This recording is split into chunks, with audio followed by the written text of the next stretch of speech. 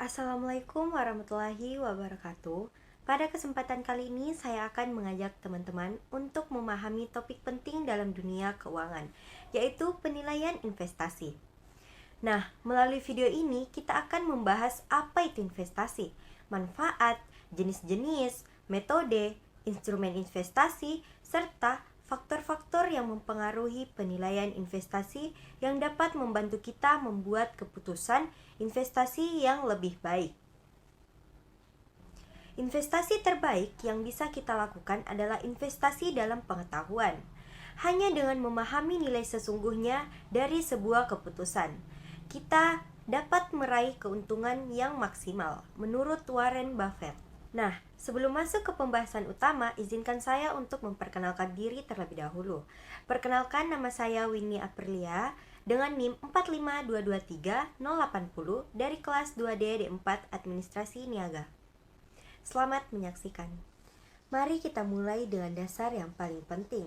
Apa itu investasi? Investasi adalah tindakan menempatkan sejumlah modal, baik dalam bentuk uang, waktu, maupun sumber daya lainnya ke dalam suatu aset, bisnis, atau instrumen keuangan dengan harapan memperoleh keuntungan atau kenaikan nilai di masa mendatang. Tujuan utama dari investasi bukan hanya untuk menyimpan atau mempertahankan nilai uang, tetapi lebih kepada meningkatkan jumlah kekayaan atau pendapatan dalam jangka panjang. Dengan berinvestasi, seseorang berusaha memanfaatkan pertumbuhan nilai aset yang dihasilkan dari perkembangan ekonomi suku bunga atau kondisi pasar lainnya. Berbagai bentuk investasi tersedia mulai dari saham, obligasi, properti, hingga bisnis dan aset digital. Masing-masing memiliki tingkat risiko dan potensi berbeda yang perlu dipahami dengan baik agar investor dapat membuat keputusan yang bijaksana dan sesuai dengan tujuan keuangan mereka. Setelah memahami apa itu investasi, sekarang mari kita lihat manfaat dari berinvestasi. Mengetahui manfaatnya akan membantu kita memahami mengapa investasi menjadi langkah penting dalam mencapai tujuan keuangan jangka panjang. Beberapa manfaat utama dari investasi meliputi pertumbuhan kekayaan, perlindungan terhadap inflasi, serta diversifikasi risiko. Mari kita bahas satu persatu.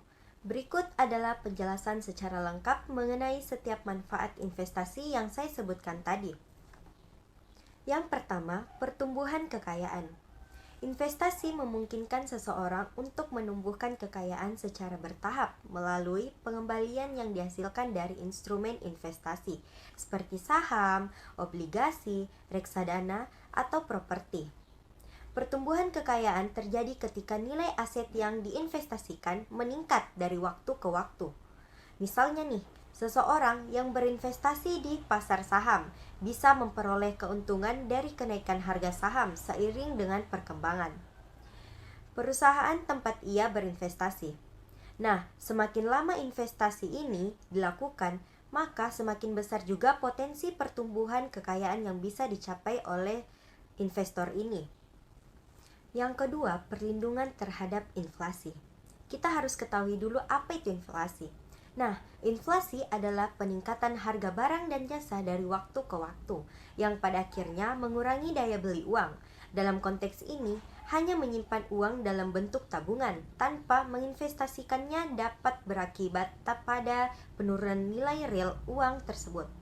Investasi menjadi cara untuk menjaga kekayaan dari dampak inflasi, karena beberapa instrumen investasi seperti saham, properti, dan komoditas cenderung memiliki potensi pengembalian yang lebih tinggi dibandingkan tingkat inflasi. Dengan berinvestasi di aset yang memiliki potensi pengembalian yang melebihi inflasi, seseorang dapat menjaga daya beli kekayaannya dan melindunginya dari penurunan nilai di masa depan. Yang ketiga, diversifikasi risiko. Diversifikasi adalah strategi penting dalam investasi untuk meminimalisasi risiko dengan menyebarkan investasi pada berbagai jenis aset. Contoh dari diversifikasi risiko adalah jika seorang investor menempatkan seluruh dananya pada saham suatu perusahaan tertentu. Jika perusahaan tersebut mengalami kerugian ataupun kebangkrutan, investor akan kehilangan sebagian besar atau seluruh dananya. Namun, jika dana diinvestasikan di berbagai perusahaan atau bahkan di beberapa jenis aset yang berbeda seperti obligasi atau properti, risiko ini bisa diminimalkan. Diversifikasi membantu investor untuk menjaga stabilitas nilai investasinya dan mengurangi potensi kerugian yang besar dalam kondisi pasar yang tidak menentu. Sudah tahu manfaatnya kan? Sekarang ayo kita masuk ke bagian berikutnya, yaitu jenis-jenis investasi. Ternyata ada banyak pilihan investasi di luar sana, mulai dari yang risiko rendah hingga risiko yang lebih menantang. Setiap jenis investasi punya gaya dan keunggulannya tersendiri. Jenis investasi yang pertama yaitu investasi fisik.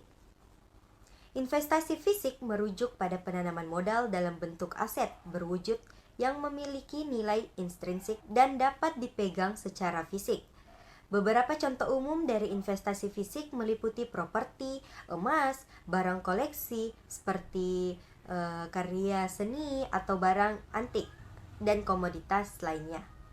Nilai aset fisik ini biasanya bertambah seiring waktu atau bisa dijual kembali dengan nilai yang lebih tinggi di masa depan, tergantung pada permintaan pasar. Contoh yang paling umum dari investasi fisik adalah properti, baik berupa rumah, tanah, atau bangunan komersial.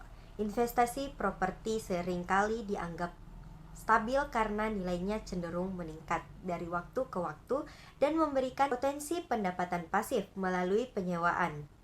Emas juga populer sebagai aset fisik karena dianggap sebagai penyimpan nilai yang baik, terutama saat kondisi ekonomi tidak menentu atau inflasi tinggi.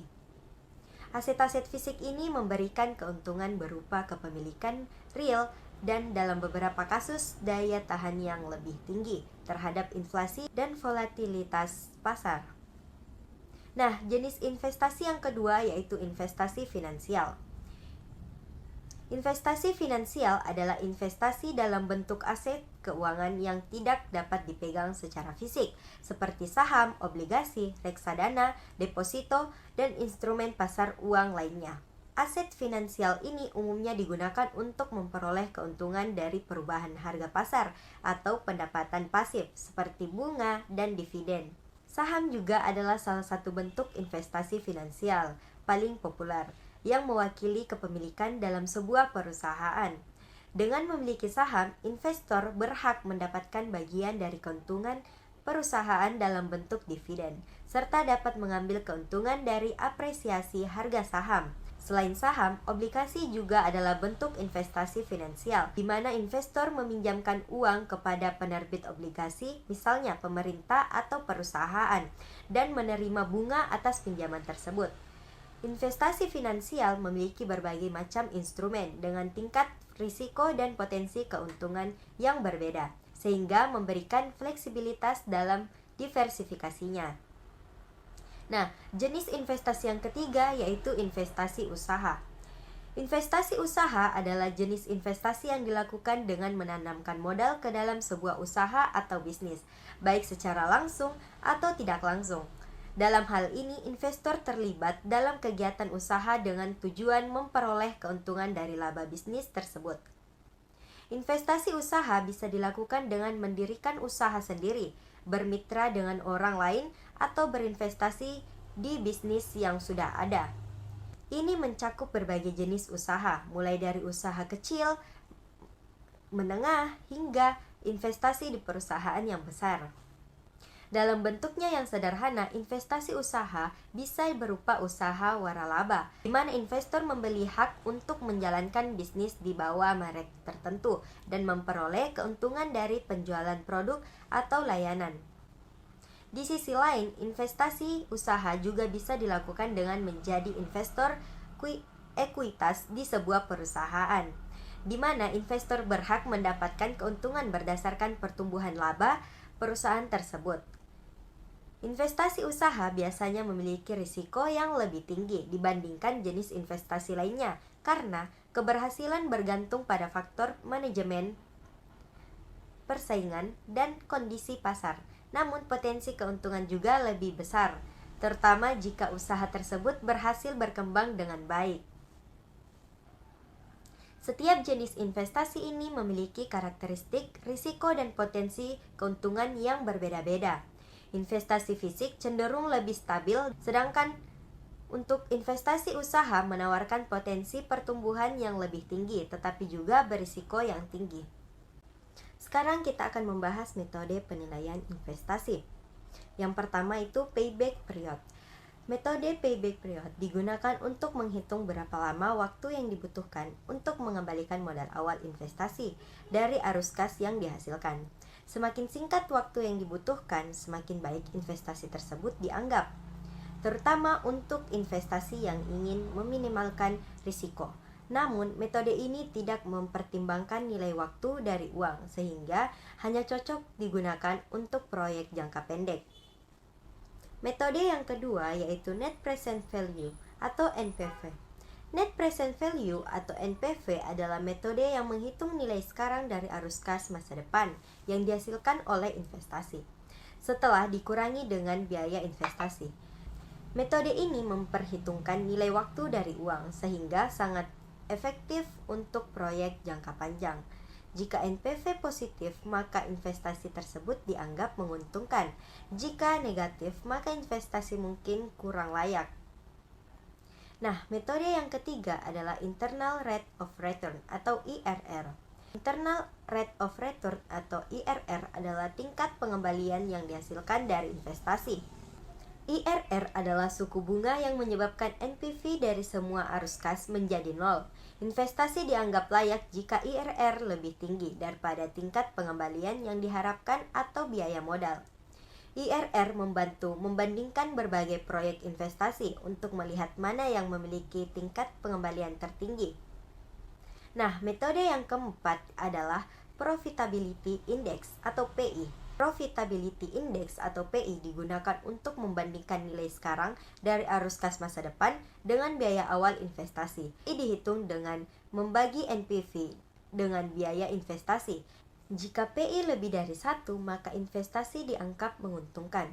Profitability Index berguna untuk memilih proyek investasi ketika anggaran terbatas, karena menunjukkan rasio keuntungan terhadap investasi yang dikeluarkan. Saya akan membahas satu persatu dari metode investasi. Yang pertama, payback period. Langkah pertama yaitu menghitung arus kas bersih yang dihasilkan oleh investasi setiap tahun. Arus kas tahunan ini adalah jumlah uang yang masuk dari hasil investasi setelah dikurangi dengan semua biaya operasional atau pengeluaran lain yang terkait. Arus kas ini menjadi dasar perhitungan untuk menentukan kapan modal awal bisa dikembalikan sepenuhnya. Langkah kedua, setelah mengetahui arus kas tahunan, langkah selanjutnya adalah menjumlahkan arus kas dari tahun ke tahun hingga totalnya setara dengan jumlah modal awal yang diinvestasikan. Ini dilakukan secara berurutan, tahun per tahun untuk melihat seberapa dekat arus kas tersebut dengan nilai investasi awal. Nah, langkah ketiga, setelah arus kas tahunan diakumulasikan, kita bisa melihat pada tahun berapa total arus kas tersebut mencapai atau melebihi modal investasi awal. Itu nilai yang disebut sebagai payback period. Jika akumulasi arus kas berada di antara 2 tahun tertentu, kita bisa menghitung periode pengembaliannya dalam bentuk desimal.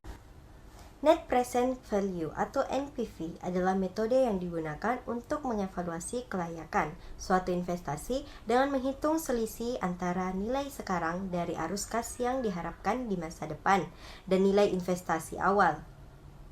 NPV memberikan gambaran yang jelas tentang seberapa pasar keuntungan atau kerugian yang akan dihasilkan dari suatu investasi dengan mempertimbangkan nilai waktu dari uang.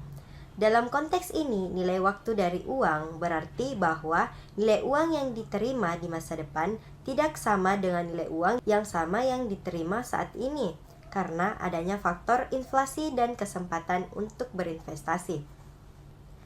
Rumus ini menjumlahkan nilai sekarang dari semua arus kas yang diharapkan di masa depan, kemudian mengurangkannya dengan biaya investasi awal. Keputusan investasi berdasarkan NPV sangat sederhana. Jika NPV positif, ini berarti bahwa nilai sekarang dari arus kas yang diharapkan melebihi biaya investasi awal. Dalam hal ini, investasi dianggap layak untuk diterima karena diperkirakan akan menghasilkan keuntungan. Jika NPV negatif, ini menunjukkan bahwa arus kas yang diharapkan tidak cukup untuk mengembalikan investasi awal. Internal Rate of Return atau IRR. Definisi Internal Rate of Return atau IRR adalah tingkat diskonto di mana nilai sekarang dari arus kas yang diharapkan dari suatu investasi sama dengan biaya investasi awal, sehingga menghasilkan net present value sama dengan nol. Dengan kata lain, IRR adalah tingkat pengembalian yang diharapkan dari investasi yang membuat total nilai arus kas masa depan setara dengan modal yang dikeluarkan. Nah, perhitungan IRR dapat dilakukan dengan beberapa cara, tetapi umumnya dilakukan menggunakan metode trial and error atau menggunakan kalkulator finansial dan perangkat lunak seperti Excel. Metode trial dan error melibatkan pemilihan beberapa nilai diskonto, menghitung NPV untuk setiap nilai tersebut, dan mencari nilai diskonto di mana NPV menjadi nol. Proses ini bisa memakan waktu dan rumit jika dilakukan secara manual, sehingga banyak yang memilih menggunakan kalkulator finansial atau perangkat lunak yang dapat menghitung IRR secara otomatis. Nah, interpretasi dari IRR sangat penting dalam pengambilan keputusan investasi. Jika IRR dari suatu investasi lebih besar dari tingkat pengembalian yang diinginkan atau biaya modal, maka investasi tersebut layak diterima. Ini menunjukkan bahwa investasi diharapkan memberikan tingkat pengembalian yang lebih tinggi dari yang diharapkan, sehingga berpotensi menguntungkan bagi investor. Sebaliknya, jika IRR lebih rendah dari tingkat pengembalian yang diinginkan, maka investasi tersebut harus ditolak karena tidak memenuhi ekspektasi pengembalian yang cukup. Dengan demikian, IRR adalah alat yang berguna untuk membandingkan berbagai pilihan investasi dan untuk memastikan bahwa investasi yang dipilih dapat memberikan pengembalian yang memadai sesuai dengan risiko yang diambil. PV of cash inflows adalah nilai sekarang dari semua arus kas masuk yang diharapkan dari investasi. Initial investment adalah total biaya investasi awal yang dikeluarkan. Nah, rumus ini membandingkan nilai sekarang dari arus kas yang diharapkan dengan biaya investasi awal untuk menentukan seberapa efisien investasi tersebut. Interpretasi dari Profitability Index adalah sebagai berikut, di mana jika nilai PI lebih besar dari 1, ini berarti bahwa nilai sekarang dari arus kas masuk lebih besar daripada biaya investasi awal, yang menunjukkan bahwa investasi tersebut menguntungkan. Dalam hal ini, setiap unit uang yang diinvestasikan menghasilkan lebih dari 1 unit uang kembali, sehingga layak untuk diterima.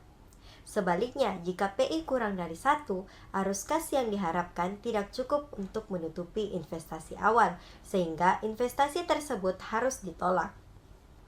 Salah satu keunggulan utama dari Profitability Index adalah mempertahankan ukuran relatif investasi. PI memberikan informasi tidak hanya tentang apakah suatu investasi menguntungkan, tetapi juga seberapa menguntungkannya dibanding dengan jumlah yang diinvestasikan. Ini sangat berguna ketika membandingkan proyek yang memiliki ukuran investasi yang berbeda. Misalnya, sebuah proyek dengan investasi kecil mungkin memiliki PI yang tinggi, menunjukkan efisiensi yang baik, meskipun total keuntungannya lebih rendah dibandingkan proyek dengan investasi besar tetapi dengan PI yang rendah. Dengan demikian, Profitability Index adalah alat yang efektif untuk mengevaluasi dan membandingkan berbagai pilihan investasi, membantu investor dalam mengambil keputusan yang lebih informasional. Sekarang, mari kita beralih ke topik yang menarik, trader versus investor. Bedanya apa? Ini adalah dua pendekatan yang berbeda dalam dunia investasi yang seringkali membingungkan banyak orang. Trader adalah individu atau kelompok yang melakukan perdagangan dalam jangka pendek. Mereka membeli dan menjual aset seperti saham, obligasi, atau komoditas dengan harapan mendapatkan keuntungan dari fluktuasi harga yang terjadi dalam waktu singkat. Trader sering menggunakan analisis teknikal dan grafik untuk mengidentifikasi tren dan pola yang dapat membantu mereka memprediksi pergerakan harga di masa depan. Karena fokus mereka pada keuntungan jangka pendek, trader seringkali melakukan banyak transaksi dalam sehari atau dalam beberapa minggu, tergantung pada strategi yang mereka pilih. Keberhasilan mereka sangat bergantung pada timing dan reaksi cepat terhadap perubahan pasar. Investor, di sisi lain, investor memiliki pendekatan yang lebih jangka panjang. Mereka membeli aset dengan tujuan untuk menumbuhkan portofolio mereka secara bertahap, mengandalkan potensi pertumbuhan nilai aset seperti dividen atau bunga. Investor cenderung melakukan riset yang mendalam tentang perusahaan atau instrumen yang mereka pilih, dan mereka lebih fokus pada fundamental dan prospek jangka panjang daripada fluktuasi harga harian. Ini berarti bahwa investor biasanya tidak terpengaruh oleh pergerakan pasar yang bersifat sementara dan lebih bersabar dalam menunggu hasil dari investasi mereka. Sekarang kita akan memasuki faktor-faktor yang mempengaruhi penilaian investasi. Yang pertama, tingkat suku bunga.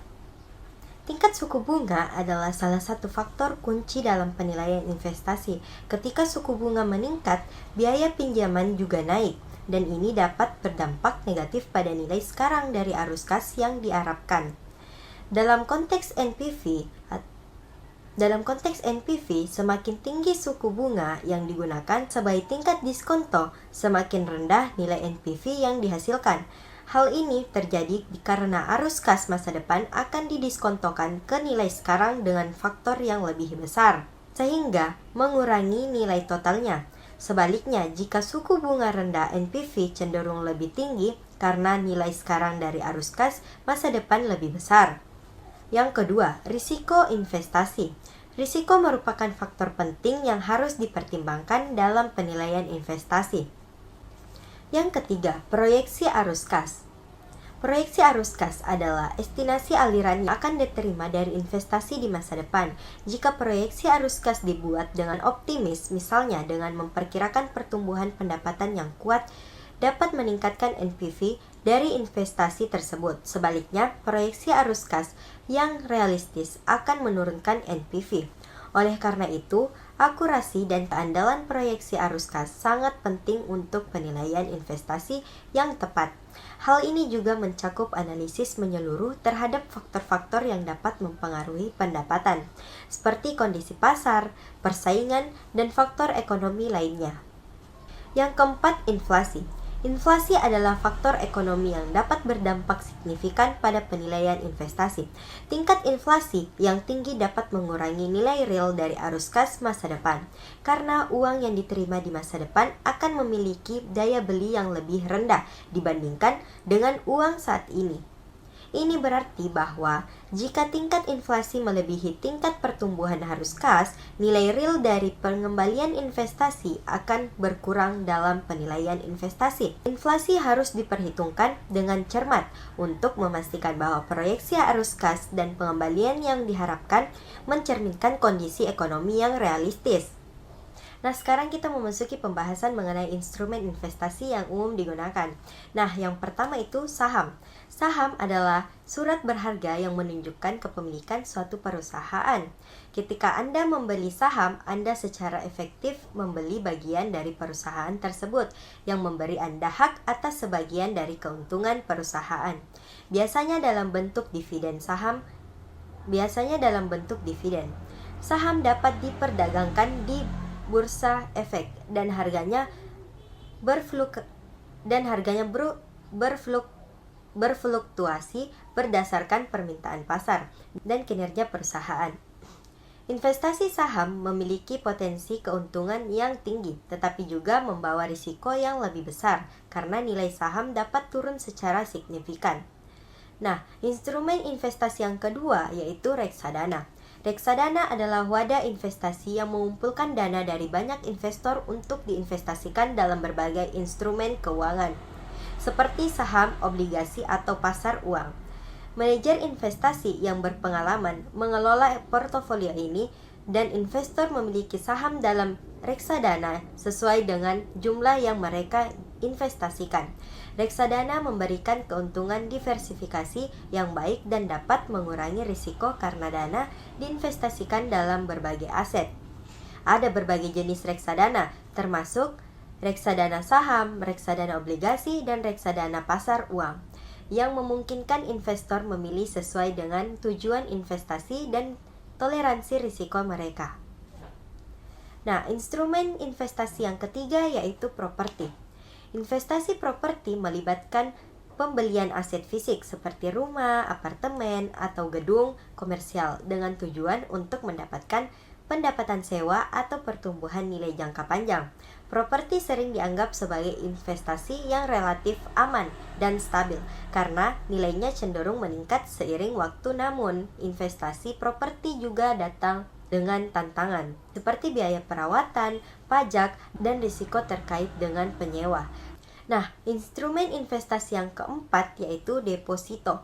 Deposito atau simpanan adalah instrumen investasi yang melibatkan penempatan uang di bank atau lembaga keuangan lainnya untuk jangka waktu tertentu dengan imbalan bunga. Contoh umum termasuk deposito berjangka dan tabungan deposito biasanya dianggap sebagai investasi yang sangat aman karena dijamin oleh lembaga keuangan dan memiliki risiko yang rendah. Namun, potensi imbalan juga relatif rendah dibandingkan dengan saham atau reksadana.